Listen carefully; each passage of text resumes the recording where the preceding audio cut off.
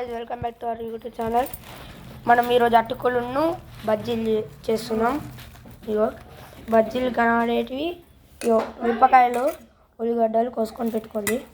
ఇది శనగపిండి అట్లనే సోడా కలుపుకోవాలి. ఇలా మా నాన్న వేస్తుంది. ఉప్పు వేసుకోవాలి. అట్లనే మిరపకాయలు వేస్తున్నాళ్ళు, ఉల్లిగడ్డలు కూడా వేస్తున్నాం. అలానే ఉప్పు కూడా వేసుకోవాలి. ఉప్పు వేసులు ఉప్పుగా సోడా వేస్తా, కొత్తిమీర ఆకులేమో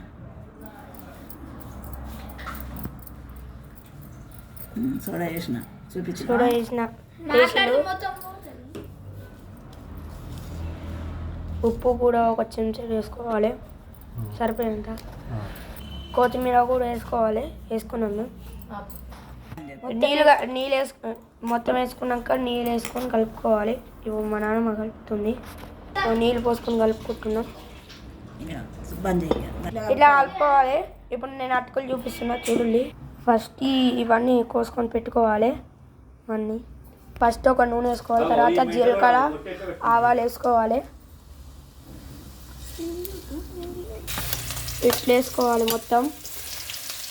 ఇప్పుడు మనం దంచి మిరపకాయలు వేసుకోవాలి, మిరపకాయలు వేసుకోవాలి, ఉల్లిగడ్డలు కూడా వేసుకోవాలి, బగారాకు వేసుకోవాలి.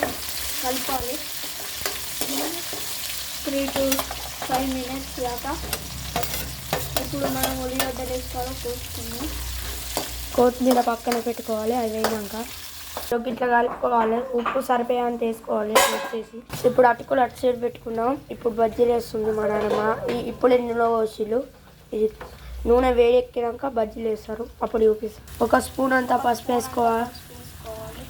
వేస్తుంది. ఇప్పుడు వేసుకొని కలుపుకోవాలి మొత్తం. ఇప్పుడు అటుకులు వేసుకోవాలి. నానబెట్టుకొని అటుకులు వేసుకోవాలి. కలుపుకోవాలన్నమాట. తర్వాత ఉప్పు వేసుకోవాలి సరిపోయేంత. అటుకులు అయినా ఇప్పుడే కలుపుకున్నాం. మస్తుంది. తిని వస్తున్నా. ఇప్పుడు బజ్జీలు వేస్తుంది మా నాన్నమ్మ.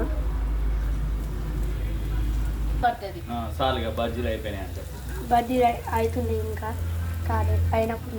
ఇట్లా ఎర్రగా అయినాక తీసుకోవాలి బజ్జీలు. ఇలా తీసుకోవాలి. మెత్తగా ఉండాలి. మెత్తగా ఉంటే ఎర్రగా కాలుతున్నాయి. ఇంకా బాయ్ గైస్ అయినాయి మొత్తం.